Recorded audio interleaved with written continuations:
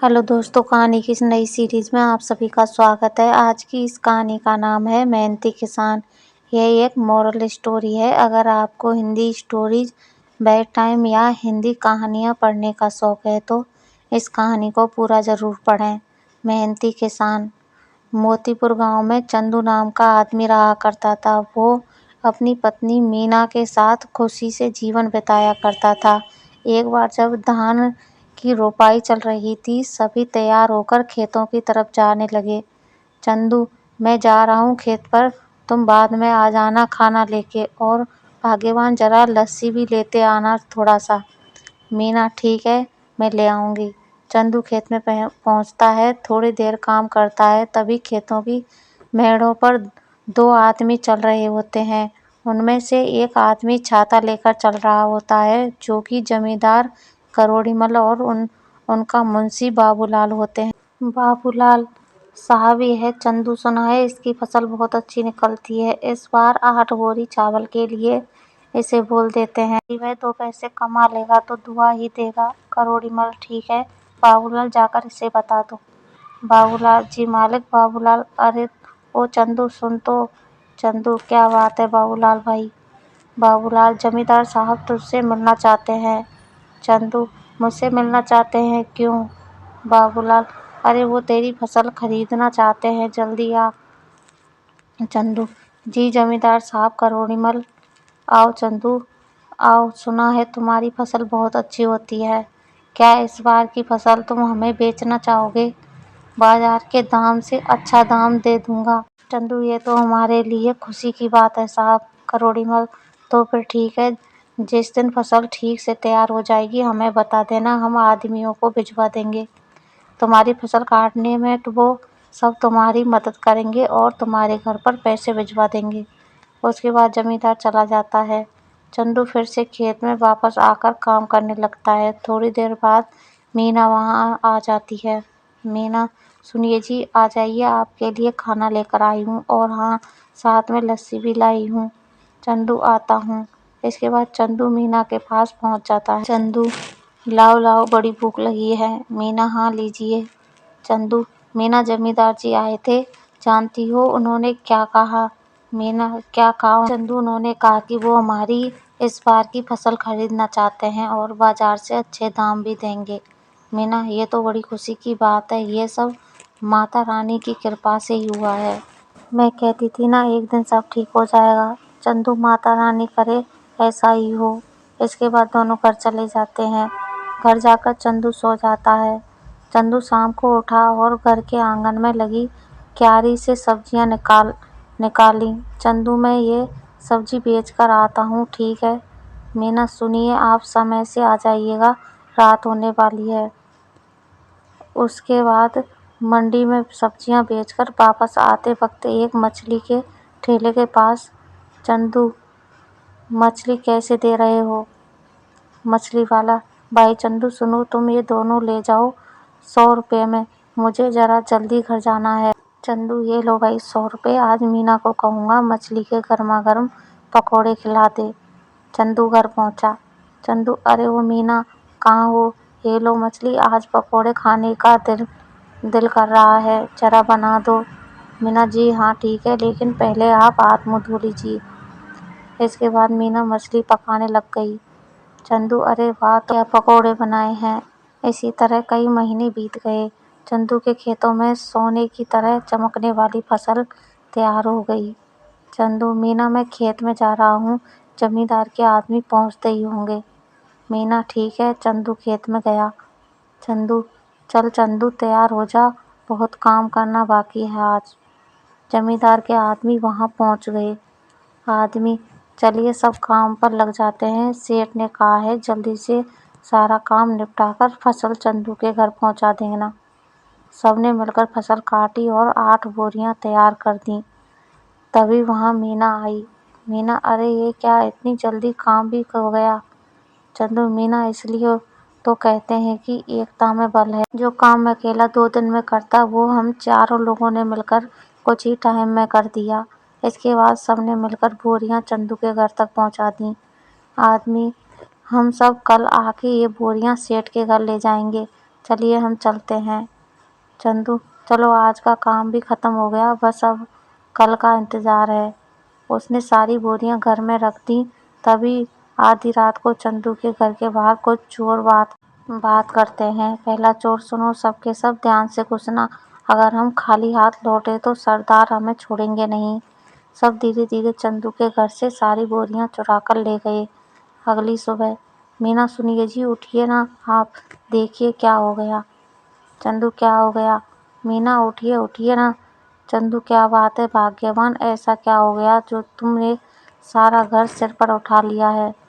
मीना, गोदाम से सारी बोरियां चोरी हो गई हैं। चंदू, क्या चोरी हो गई? कहाँ पर? मीना, गोदाम में आइए और खुद ही देख लीजिए। चंदू, हे भगवान, ये क्या हो गया? जमींदार जी के आदमी कभी भी आ सकते हैं।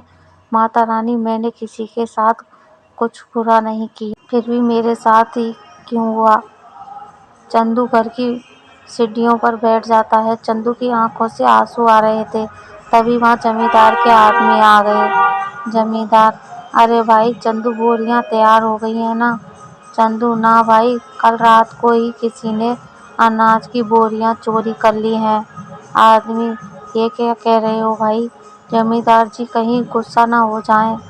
तुम तो उनका गुस्सा जानते ही हो ना। चंदू, चलो उनसे बात तो करनी ही पड़ेगी। चलो। अब चंदू बाबूलाल के साथ जमींदार के घर गया। करोड़ीमल, क्या चंदू, तुम सब खाली हाथ क्यों आ रहे हो? चंदू, जमींदार जी, कल रात को हमारे घर में चोरी हो गई थी। सुबह देखा तो गोदाम से सारी बोरियां गायब हो चुकी थी। करोड़ीमल, कहीं तुमने किसी और को तो बेहतर दाम के चक्कर में नहीं बेच दी? चंदू, नहीं जमींदार जी, मैं सच कह रहा हूँ। चंदू, सेठ जी, एक ही गांव में रहना है हम सबको, भला झूठ बोल के कितने दिन बच पाऊंगा? करोड़ीमल, ठीक है, लेकिन अगर मुझे पता चला कि तुमने किसी और को दिया है, तब देखना कि मैं क्या करता हूँ। कुछ दिन तक चंदू और मीना दोनों उदास थे। चंदू सब्जियां को बाजार में बेचता और जो भी कमाता उसे बहुत ध्यान से खर्च करता। चंदू खाना खाने बैठा। मीना, सुनिए ना, कितने दिन हो गए हैं हमें इस तरह सब्जियां बेचते हुए, लेकिन हमारा घर मुश्किलों से चल पा रहा है। घर के भी हालात ठीक नहीं है। हमारा गुजारा सिर्फ सब्जियां बेचकर नहीं हो सकता। पहले तो अनाज बेचकर हम अच्छे खासे पैसे कमा लेते थे, जिसमें साल भर थोड़ा थोड़ा घर खर्च चलता जाता था। लेकिन अब तो हमें अगली फसल के पक जाने तक इंतजार करना होगा। आप बताइए ना, ऐसे कैसे घर चलेगा? चंदू, मैं जानता हूँ, लेकिन मैं क्या करूँ समझ नहीं आ रहा। अचानक चंदू थाली में रखा अचार रोटी के साथ खाने लगता है। चंदू, अरे भाग्यवान, अचार। मीना, क्या अचार? क्या मतलब है? मैं आपको अचार की तरह दिखती हूँ, आप मेरे बारे में ये सब सोचते हैं? चंदू, नहीं भाग्यवान, मैं तो कह रहा था कि हमारी समस्या का समाधान ये है अचार। मेरी बात सुनो ध्यान से, तुम अचार बनाना और मैं अचार लोगों के घर जाकर बेचूंगा। पहले हम लोगों का अचार का स्वाद चखाएंगे, उन्हें पसंद आया तो वो खरीद लेंगे। मीना, अगर पसंद नहीं आया तो? चंदू, अरे कैसे नहीं आएगा, मेरी मीना ने जो बनाया है, अंग्रेजी में क्या कहते हैं, फंटास्टिक अचार बनाती हो। हाँ। मीना, आपने अंग्रेजी कब सीखी? चंदू, तुम मुझे कम मत समझो। What are you doing? I am very well. देखा मीना, आप तो बड़ी अच्छी अंग्रेजी बोल लेते हैं। दोनों हंसने लगते हैं। इसके बाद मीना अचार बनाने लगी और मीना ने अचार डिब्बों में पैक कर दिया और चंदू चल पड़ा साइकिल लेकर। चंदू एक घर पर जाकर रुका। चंदू आवाज लगाते हुए, घर पे कोई है भाई? औरत, अरे चंदू भैया, आप यहाँ कैसे? ये क्या ले आए? चंदू, अचार बेचने का काम शुरू किया है, इसलिए घर घर जाकर बेच रहा हूँ। अचार खरीदना चाहेंगी? औरत, जरूर, जरा चखाना तो भैया। औरत ने अचार चखा तो उसे बड़ा पसंद आया। औरत, भैया ऐसा करो, 1 किलो दे दो। कितना हुआ? चंदू, 1.5। औरत, ठीक है भैया, अभी पैसे लेकर आती हूँ। अच्छा, चलता हूँ बहन। ऐसे करते करते चंदू दूसरे घर गया। चंदू, रमेश भैया घर पे हो? रमेश, अरे चंदू, कैसा है भाई, और कैसा चल रहा है सब? उस चोरी के बारे में सुनकर बहुत बुरा लगा यार जानकर। चंदू, जाने दो भाई, क्या कर सकते हैं। अच्छा ये बताओ, अचार खरीदते हो बाहर से? रमेश: हाँ, क्यों? चंदू: मैंने अचार बनाना शुरू किया है। रमेश: क्या बात है, जरा चखा तो। चंदू ने उसे थोड़ा सा चखने को दिया। रमेश: अरे वाह, किसने बनाया? चंदू: मीना ने। रमेश: भाभी को कहना बहुत अच्छा अचार बनाती है, बड़ा ही कमाल का। चंदू: बताओ भाई, खरीदोगे? रमेश: हाँ भाई, क्यों नहीं, दूसरों से भी तो खरीदता ही हूँ, इससे अच्छा है तुमसे खरीद लूँ। ये बताओ कितने में बेच रहे हो? चंदू: 150 रुपये किलो। रमेश: ठीक है भाई, 2 किलो दे दो। चंदू ने अचार पैक करके दे दिया। धीरे धीरे उसका सारा अचार बिक गया। चंदू घर पहुंचा। चंदू: मीना, मीना, आप आ गए, कैसा गया आज का दिन? किसी ने खरीदा कुछ अचार? चंदू: कुछ तो नहीं खरीदा किसी ने। मीना: मैंने कहा था ना, मेरा अचार इतना भी खास नहीं है। आपका विचार ही गलत था इसे बेचने का। चंदू: पूरी बात तो सुन लो, लोगों ने कुछ नहीं सब कुछ खरीद लिया, देखो जाकर टोकरी में। मीना टोकरी के पास गई, उसने देखा कि टोकरी तो खाली है, यानी कि सारा का सारा अचार बिक गया। मीना बहुत खुश हुई। चंदू: अब बस तुम ऐसे ही बनाती रहो और मैं घर घर जाकर बेचता रहूंगा। मीना: मैं कहती हूँ ना, आप ऐसा करिए, पास के गांव में भी बेचना शुरू करिए, क्या पता वहाँ के लोगों को थोड़ा बहुत पसंद आ जाए। अब हम जितनी जगह जाकर बेचेंगे उतना ही तो हमारा फायदा होगा ना। कल से आप थोड़ा सा अधिक अचार लेकर जाना और दूर के गांव तक भी जाना। चंदू: ठीक कहा तुमने, मैं ऐसा ही करूँगा, कल से तुम ज़्यादा से ज़्यादा अचार बनाना शुरू करना।